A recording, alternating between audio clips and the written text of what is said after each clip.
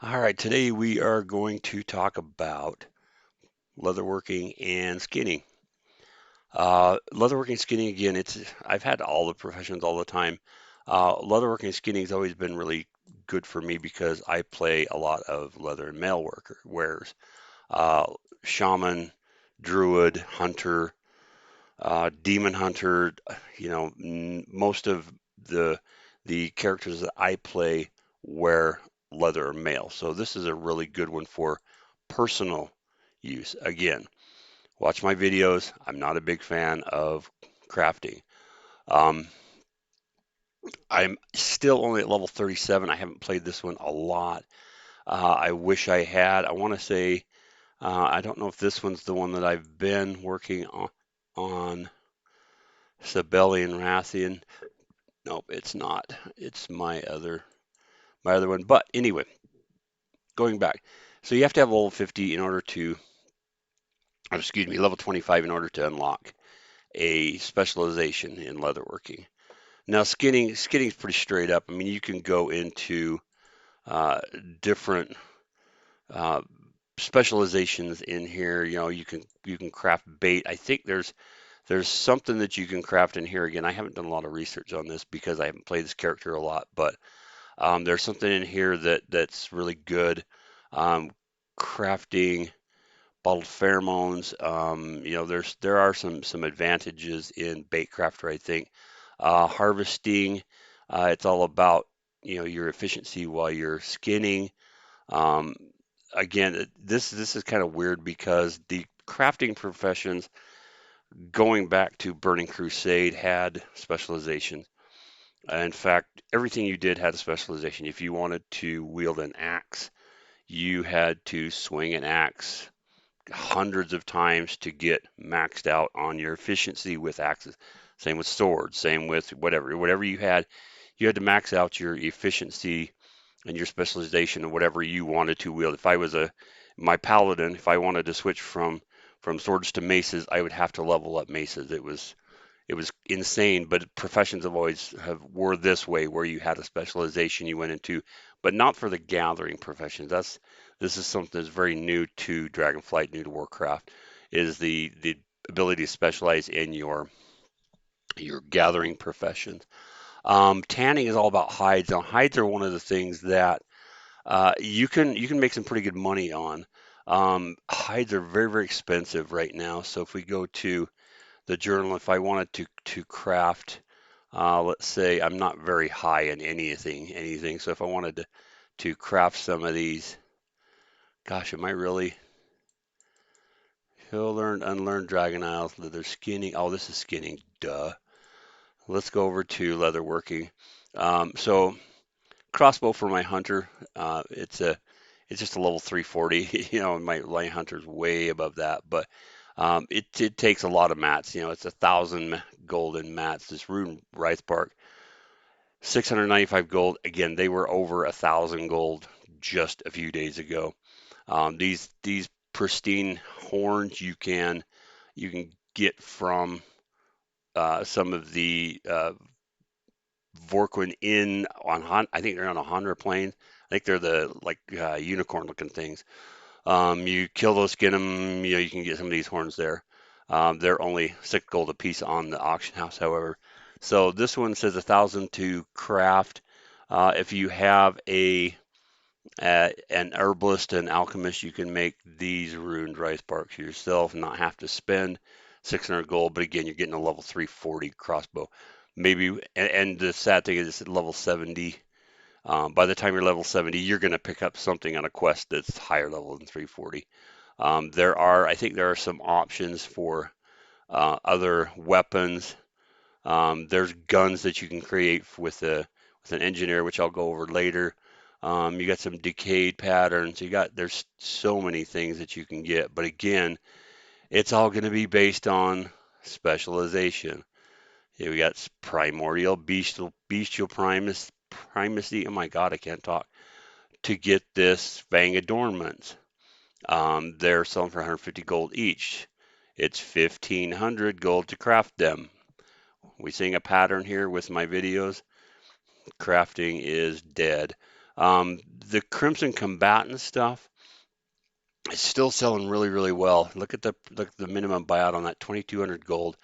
I really should be, crafting this stuff. It's insane how much because people have gone back to PvP. Uh, PvP was dead for a long, long time on the Horde side, and people have gone back to it. So I think you can get all of these from the auction house if they're not too expensive. Yeah, I think they get them from actually doing PvP. I haven't done PvP again since Burning Crusade. Used to do it all the time. Used to do battlegrounds. We had a group that we'd farm battlegrounds. Had a lot of fun, but I haven't yet. So it looks like all of these are purchasable on the auction house. But I would bet that at least 95% of them are profitable. So anything with the Crimson Combatants, and that's across the board. That's not just leather and mail. That is jewel crafting. That is cloth, tailoring. Um, it's anything that you craft that has that Crimson Combatant. People are buying like crazy. I made tens of thousands of gold crafting Crimson Combatants necklaces, and I'll show you that on my jewel crafter. But tons and tons of gold. So I need to go buy these, and I need to get this leveled up because, like I said, I'm only 37. As far as specialization, I can't give you a a path to go down. Like I said, the leather, the skins, dense hides right now, 273 gold for a dense hide. They're super super expensive. Um, of course, 700. Just this is it's 79 gold to sell these Pioneer practice gloves and 787 to craft them because you need two of these dense hides. If you look down here at Craft Sim, 336 gold loss. But if you're out questing, this is the best time to have leatherworking and skinning is when you're going to go out and quest. I want to get this guy. I love my demon hunters. I love my demon hunters. I have my affliction warlocks. Outside of that, sorry, but I hate them all. Played one of my death knights the other day and was just shocked at how weak my death knight is. Unholy death knight. They're supposed to be really good. Um, I have not played my monk. It's on a different server. I've been really focusing on this server because I have friends that are on this server, and if they ever need anything crafted or anything, then I can get them what we need here. I do have my Affliction Warlock that just dinged 19 with the Iskara yesterday at the feast. So I'm almost level 20 or renown 20 on all four of the majors, and I am really pushing the not the Valdrakken Accord, the Artisans Consortium. I am actively using treaties. I don't have a treaty on this one, but you can get the treaties. If we go into the auction house, we'll look at those real quick. You get uh, 15 reputation for every world quest you do when you have this treaty. So let me see if I can find it. Where's Mr. Big Dragon? Is he phased out? Is it time for him to take a break? Um, so it's I don't remember if it's a treaty or if it's a missive. I think it's a treaty. So we'll look and see what we got. T-I-S-E, treatise.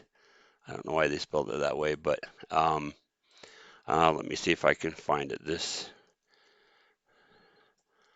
Here we go. Contract Artisans Consortium. So, okay, so it's this is funny. 1,700 gold for a 1 star. Yeah, that's really really funny. So you're going to pay 398 gold for a contract at level 3, which is going to get you 15 reputation. If you go back, the others are less. The 1 star gives you 10 reputation. The 2 star gives you 12 reputation. The 3 star gives you 15. So it's only 3 rep, and it's about, what are we looking here, 6 times the price, but it does add up. I know the times I've used it, my reputation with the Artisans Consortium has gone up really, really well. It's well worth 300 gold. I do have a scribe that I'm hoping, actually, my scribe can create those contracts for the Artisans Consortium high enough that I can do that now. So I can do that for myself. So get one of those, do your world quests. There's tons. They reset every 3.5 days. If you have World Quest Tracker, you can see all of the world quests, what you want to focus on. It's up to you. A lot of Dragon Scale Expedition, tons and tons. Dragon Scale Expedition, super easy. Once you start pumping out uh, reputation for the Ascara, there is a ton of stuff for the Ascara. There are, in fact, I was playing with one of my friends last night and was telling her, was showing her how to do this fishing. So the fishing in the Waking Shores, if you go down here by the Ruby Life pools, she's like, "What does this mean? It's rich." And I'm like, "Well, you get these conches, you get rare school fishes such as the Alpha Dorado. You can catch those."